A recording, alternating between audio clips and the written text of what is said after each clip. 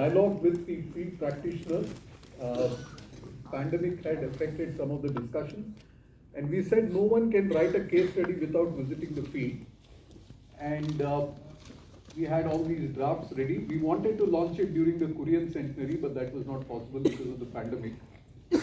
And finally, we had a synthesis workshop where we shared the results.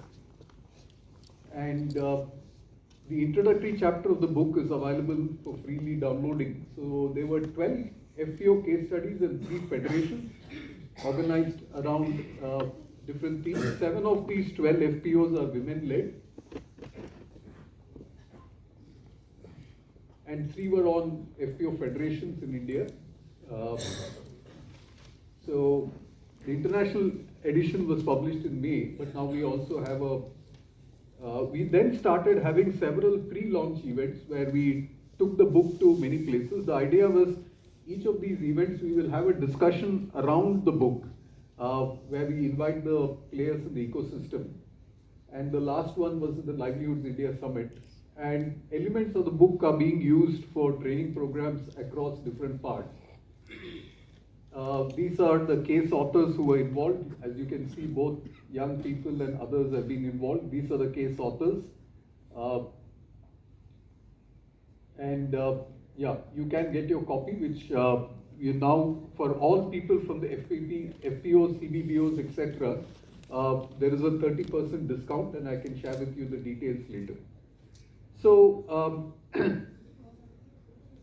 so this is a workshop that we held along with NABARD in August, and I think this is a format that we would like to do across the country, where we work with an ecosystem player like NABARD, and then we have separate theme-based discussions on different elements where the case writers and the FPO on whom it is written about are willing to share their experience, and then we have, you can see the Banas FPOs. I mean, I remember this session very vividly because I think the FPO CEO, the board of directors, Sarsan Bhai, was asking really tough questions from the bankers. You say this is possible, we have done this, we've visited so many times.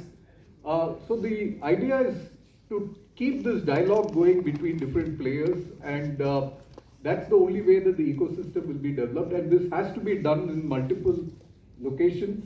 There is a short video on it, and this is also an invitation with NABARD. We have not had a big event with NABARD, but we hope to do this, with the head office. We'll be happy to do this with BIRD as well, where we can share this with many of the,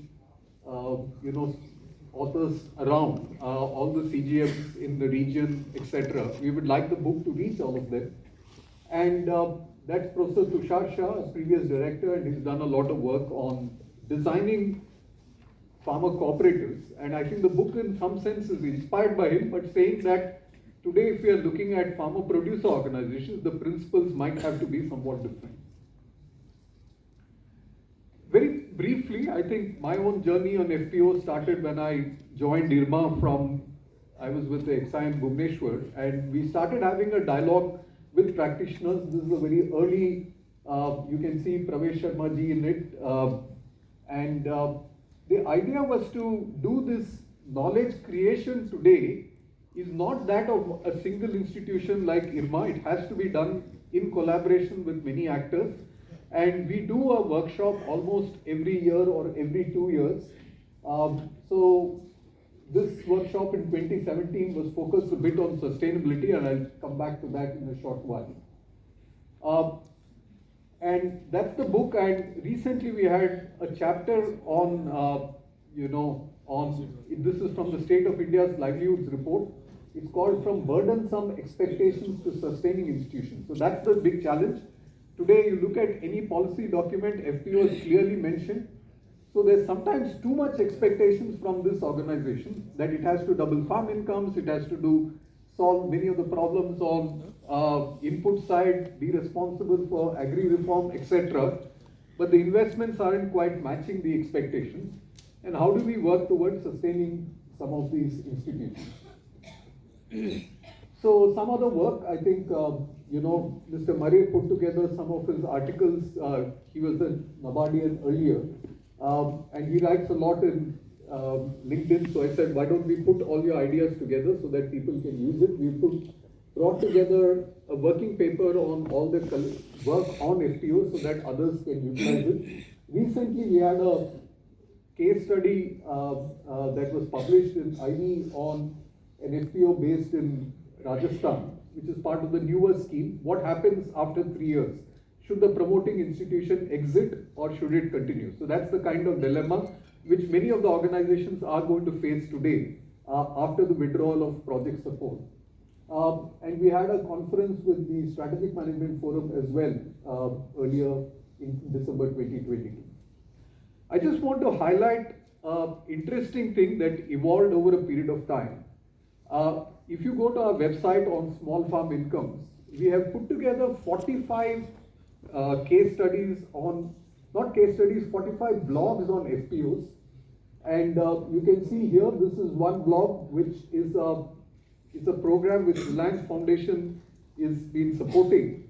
And this is written in Hindi. This is how do we train CEOs. The workshop that just got over in Kesla, that previous version was there. And newer issues from the ground. What are the kinds of ground level challenges that are there? That is what we try and capture in this blog. The key point about this blog is not all of them have been written by faculty of IRMA or project staff of IRMA.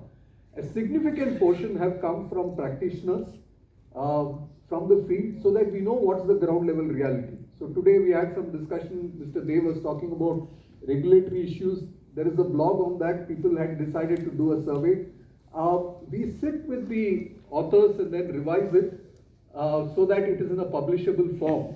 So there could be celebratory cases, there could also be issues on the field, and we would encourage all of you to contribute to this because the ground level knowledge has to come out much more beyond the scheme. So every time we have a set of blogs, we try and publish it in terms of a book.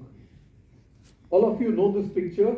We have a large number of FPCs. I think we've crossed 30,000 and largely from Madhya Pradesh and UP. And these are the top 10 states. But the real issue is what's happening on the ground. And the Azim Premji University had brought out a study in 2022. So this is the spatial distribution of FPOs. Some districts have more than 400 FPOs and so on. But the key thing, of course, usual challenges, very few are women-led, and the financial situation of most of these FPOs aren't very strong. I think we heard some of this in the morning as well. So our book is talking about 15 such FPOs chosen from across the country. 4 are from Madhya Pradesh. We chose FPOs that are at least 3 years in operation. So none of these FPOs except for Kalani in South India have received any grant from NABARD or SFAC. So in some sense, these were pioneering FPOs, and we wanted to understand how long has it taken for them to develop, what are the kinds of challenges they've had, what is their profit revenue over a period of time. I'd like to make a rider that obviously since then the ecosystem has improved a lot, but broadly the story would kind of be still valid with regard to these FPOs. Across multiple commodities, at least 7 of them involved in MSP procurement and so on. So the key thing, as we said, the conversation between someone from an academia, right from IIM Kashipur, IRMA, and other kinds of institutions, XIMB, etc., all of them worked along with practitioners, and this combination proved extremely useful. And they were dialogue partners. So this is a model that we would like to suggest for future for both academic institutions and development practitioners and others to work together to create this kind of a knowledge. So there was a standard format. We are trying to, in April, we are having a workshop so that we standardize this protocol so that we can offer this to the rest of the FPO community so that they can start writing their own cases. Basically, how is it that the FPO got incubated? What is the entrepreneurial quality of the FPO? Issues on capacity building. What's the business model? How long does it take for this business model to evolve? Important element on governance and management. And finally, issues on performance assessment. So all these FPOs would be considered only if the authors made a field visit, and second, if there are financials over a period of time. So if these two weren't met, the FPOs would be selected. And these are the list of FPOs. I won't go into the details of them. They are in the book. But what I'd like to share is that this is the first study that has looked at FPO federations as well. And 3 of the leading FPO federations that were set up in 2014 were also looked at. And I think we are facing now next generation issues. Dr. Ajit Kanitkar recently wrote a blog on how do you look at governance issue where patronage of the FPO is considered so that you don't have sleeping partners in the federation or give more voice to those who are doing more business, etc. So I'll just present to you the summary chapter of FPOs and link it to the issue of sustainability.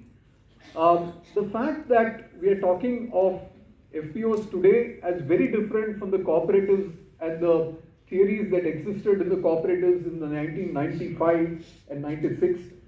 As was mentioned earlier in the morning also, the number of shareholders are so few, so the share capital equity is not very high, and therefore their ability to negotiate with bigger players is much lower. And that's quite different from what we used to see of the bigger cooperatives, dairy and sugar cooperatives in Gujarat and Maharashtra. There is a clear distinction between FPOs that we consider as organic and those that were project-based. Organic are organizations, not that they are doing organic farming, we have examples of that.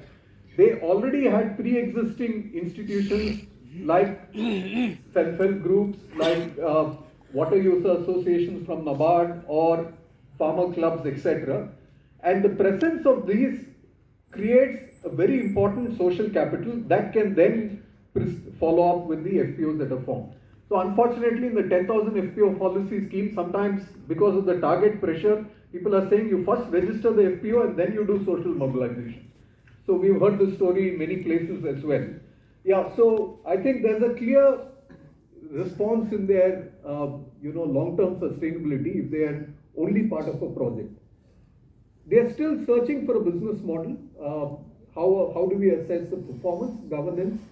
And the issue which I'd like to focus a bit more is on how do you create inclusive producer organizations, one of course of small and marginal farmers, but on gender, what is it that we are able to understand? And increasingly a theme which is beyond the financial sustainability of FPOs, and I'd like to touch upon the possibility of FPOs playing a role of what we call a sustainable transition intermediary. Can FPOs enable farmers to move towards sustainable agriculture? As we often say, FPOs are like a major activity. They are actually doing extension activities as a CSR activity. They don't get paid for it by the farmers, but it's a very important element. So how can those activities be supported? So when you talk of a business model, and this is a grid that we are looking at, you can have low reward and low risk, and you can also have a high reward, high risk. So contract farming and NCDX would be in that. So there is a big risk. Not all FPOs are in the position to do so. Very few get into value addition, some of the longer ones that we've looked at. And what we've come clearly is this post-project exit of a promoting institution, whether I will call it POPI or CBBO, is a myth. In fact, some cases in projects they manage to get away, but essentially the FPOs are not sustainable in a 3-year time period. So the other thing that we found is that FPOs, unlike dairy producer companies, which have very strict rules for not having any business to do with members, FPOs actually sometimes can benefit by doing a lot of work with non-members. Of course, there's a lot of negotiation. In Krishidan, we found this case quite a bit. And sometimes the interest of members cannot be monetized. And that's something we need to look at. We'll come back to that later if need be. So it's important, very often people talk about getting into e-commerce, but the key thing is any buyer in an e-commerce platform only looks at price. So if you do not create an identity for yourself based on whatever kinds of transaction, you will not be able to leverage some activity there. So otherwise you are only selling on price. So some of these have tried working out local brands.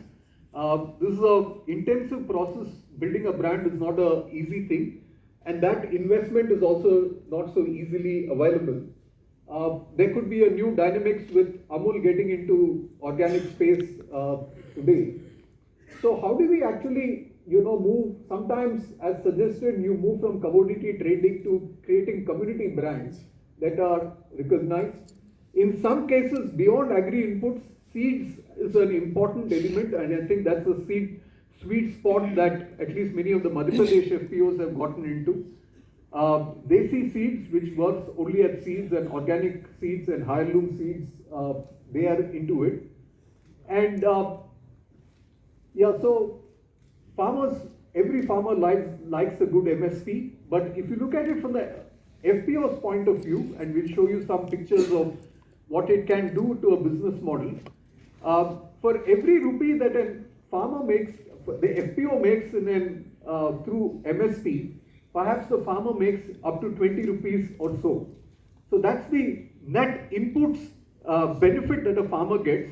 But the real challenge is that this is not consistent because of the variation in government policy. So you may have MSP in 1 year, and the next year it is not there. If the FPO is too dependent on MSP, it becomes a challenge. Some of these FPOs have started looking at it smartly. They have said MSP is B2G, business to government. And if we build up that capability of doing business with a big player, organizing procurement, etc., we are then in a position to deal with a corporate, which is then B to commerce, B to company, business to company, so to speak, or to corporation. So more value and are linked to investments in agricultural extension. So state governments have actually done a significant investment in horticulture. The case we did in West Bengal, I think significant investment came in giving assets of polyhouses, etc. So the nature of state investment can change in different places. The recent case of the story in Tamil Nadu, where through the livelihood mission, they actually started recognizing those FPOs that are making a shift towards green business and so on. So those are directions that we could talk about. But here's a snapshot of all the 15 FPOs that we're talking about. You see the share capital, some of them are, it should be, 44 lakhs. Ram Rahim is about 70 lakhs or so. And, Mahanadi only 1.1 lakhs. And the three federations are a different kind of story. Now, what you see here, and from a banker's point of view, one might argue that revenue is interesting, profits aren't as attractive. So on a big base, Krishidan for 10 years, their profit at the end of that particular year was only 16,641. The reserves and surpluses have been increasing. So one way of looking at it from a banker's point of view is that the total equity, which includes share capital and reserves and surpluses, means that they are doing something, and also see whether the share capital is increased over a period of time or not. So amongst all of this, only one FPO, Hasnabad, had done a bad deal in the market and has never quite recovered from it. So here's this case that, unlike many dairy companies, where we always see the graph going up, this is the nature of business of most of these institutions we're talking of. They are having fluctuating fortunes. Revenues can go up and down. Very rarely is it consistent. And here you can see of the bigger FPOs, this huge spike on one side and, sudden fall. That's partly due to MSP procurement in 1 year, and next year it doesn't happen, and so on. So this is the nature of the business, and we have to appreciate that there is a fair amount of risk and fluctuation. And profitability tells even a more difficult scenario, because many have had, I think, 2-3 years of loss, and then they are trying to recover. Some of them have done reasonably well. Only 3 out of the 12 FPOs had not seen any loss in any year of any of the 8 years. Now, having a loss is not a negative. For all startups, it's understood that you have a hockey stick kind of growth. The first 3 years are negative, but they still continue to grow. But I think we need to look at multiple metrics to see whether FPOs can work well. The real story is not just on the finances, it comes from other places as well. BODs, we've seen this low literacy. Many of them are running enterprises for first time. They're not professionals. You can't attract professionals unlike the dairy producer companies. So capacity building is key. Good social capital is important.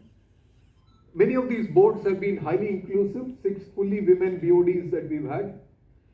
2 of them have had open market hires. Ram Rahim and Jivika have got people, including people from IRMA, joining them in the boards.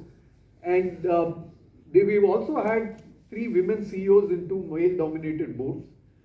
And unlike an earlier thing, and I think this was discussed in the morning as well, it is very important for the board of directors to be involved in the day-to-day operations of business and procurement and all of it, if the FPO has to be invested a lot. And that would increase both ownership and performance.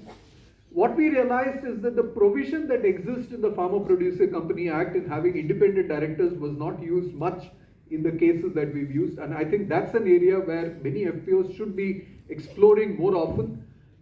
There's an interesting initiative by very senior IRMA alumni who said they've started something known as Seniors in Seva. They said, we've done a lot of experience. We are willing to give our work pro bono. If any of the FPOs want us to be a board of director, we'll be willing to participate. So I think many FPOs can explore these options in some sense.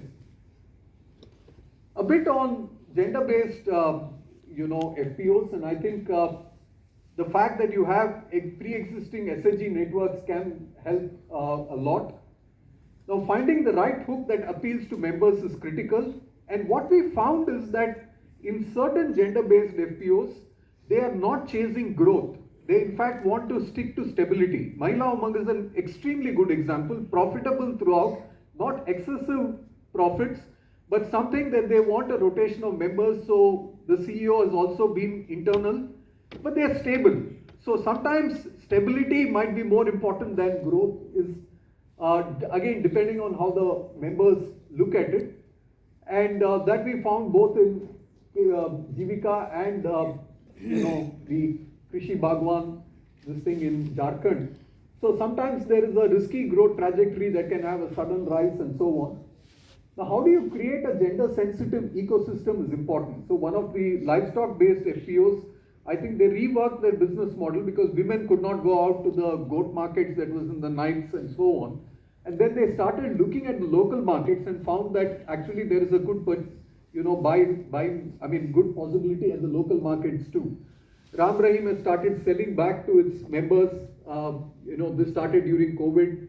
So there are many such opportunities for gender-based FPOs. But the key point is good intentions are not alone enough. Hasnabad is a good example of the fact that they got an award for the best women-based FPO. And finally, this is one of the ones that is now running significantly in the negative. So the key story about this is, of course, the real impact is beyond financial institutions. They are farmer-first institutions, so they continue to be an important voice for farmers. They've provided economic empowerment, they have provided profit to members and non-members. They have started creating demand for many services. So how can this FPO be a demand-driven initiative? Being an empowered negotiator in the market, whether it is at the trader level to ensure good, weighing and other kinds of practices, and hopefully they can become potential market makers because they can probably determine prices. But for much of this, they are still very strong, small entities, and unless there are federations, this voice of the farmers at the state level is not met. We heard examples in the morning where some of the state governments are not able to give the same kind of support for farmers, where they should be treated as PACs, there's no single window clearance, etc. And the social empowerment, reduced vulnerability and risk. I'll touch a bit on this potential for them being a transition intermediary. I'm going to talk very briefly about the fact that can FPOs not just become a last mile delivery agent for a dealer? While that is useful, in some sense, the job is only half complete. So can FPOs actually help farmers to move towards sustainable agriculture? And we found 3 of the organizations in the 12 that we looked at were heavily focused on sustainability. So the first principle that we understood was that gender-based FPOs can move towards sustainable agriculture much, much faster than, male FPOs and so on, because women relate to sustainability concerns and the land much better. And sometimes the kind of activities that is required in trying to provide bio inputs at the farm level, women have an important role to play, community resource persons, etc. So we take the example of Ram Rahim in Madhya Pradesh, Mahila Amang in Uttarakhand, and Desi Seed in Karnataka. So one of the interesting examples we found is that the FPO does not have to be engaged in all aspects of the value chain. Ram Rahim has been majorly supported by a social enterprise called the Safe Harvest Private Limited, which is now taking on the responsibility of marketing non-pesticide managed produce or fat trade in the case of Mahila Umang and so on. So, yeah. So here you can see in some case Ram Rahim has been growing. Mahila Umang has chosen a more consistent kind of growth, and Desi Seeds is kind of growing, and you can see the story with regard to the farmers as well. So the key point is, as we are moving to the next 5 years, 10 years, 15 years, etc., we're going to face a serious challenge on providing agri inputs. Fertilizer is not coming easy to the government. 1,75,000 crores. Now government is forcing farmers to move towards nano urea. Response in the field has been mixed. Farmers are saying it's not as effective. Power subsidies of state governments are making them bankrupt, and there is no, incentive for a farmer to save these kinds of things. So it is inevitable that we have to move towards sustainability in agriculture, but the investments have to come from the state, investments have to come from elsewhere, it can't be from the farmers. Can FPOs actually play an important role in enabling sustainability in agriculture?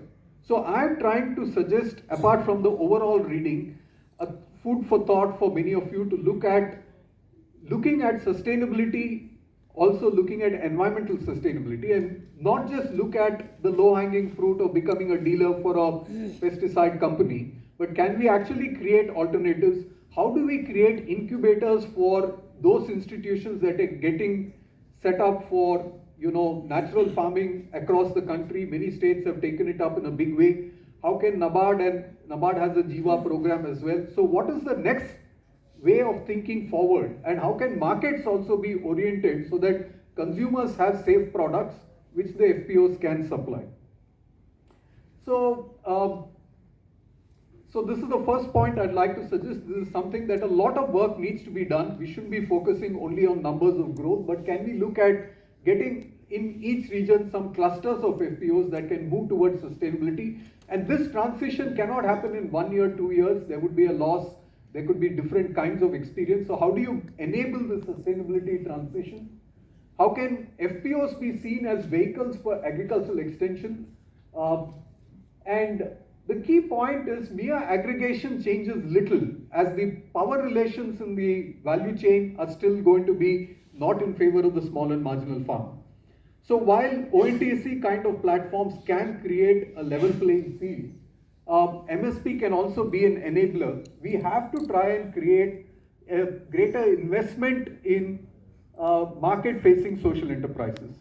And I think one of the critical failures of the FPO policy has been the fact that all the FPO federations that were started in 2014 have had absolutely no support from the government. Today we need these FPO federations to play a role where they can be the second level, or what we call in an article we've written on type 2 FPOs, which are market facing, which can enable some of the links with the primary producers. Not all primary FPOs can get into the value chain activities. They don't have the capacities nor the capital to try and get into that space. So we need an intermediate kind of institution. The federations are the right kinds of institutions, but they are not having any kind of investment. So we have new enterprises. One of my alumnus, he started this initiative called Swachha Kadiyam in Anantapur district, and it's a social enterprise. He is now sourcing from FPOs. Rangde is supporting, Swachakadium so that they can connect with the farmers and farmers are able to get credit at a low rate and so on. So there are interesting innovations that can be taken up further. In the article, which I hope we can share with all of you on burdensome expectations, we have tried listing many of these innovations that have happened in the last 1 or 2 years.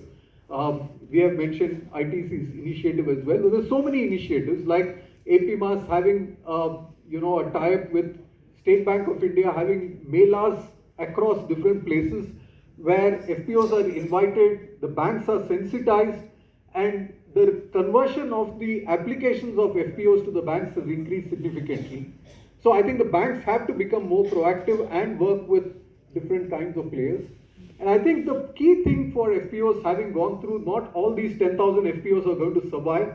Let's choose a few of them which have the potential to sustain. And it's important that we have a strategic visioning exercise for these FPOs every few years, work with the ecosystem partners, build their capacities, think about a 2-year, 3-year, let's talk of local FPO accelerators and let's do it in a collaborative manner. And we have to look beyond the milk producer company design. Sometimes you have to be open to negotiating with non-members as well. And as I said, we need to incubate more type 2 kinds of FPOs. There will be many more ideas, but we could take that up in terms of discussion. So this is the, you can do this farming future sale and or write to us and we'll be happy to share more information. So thank you very much.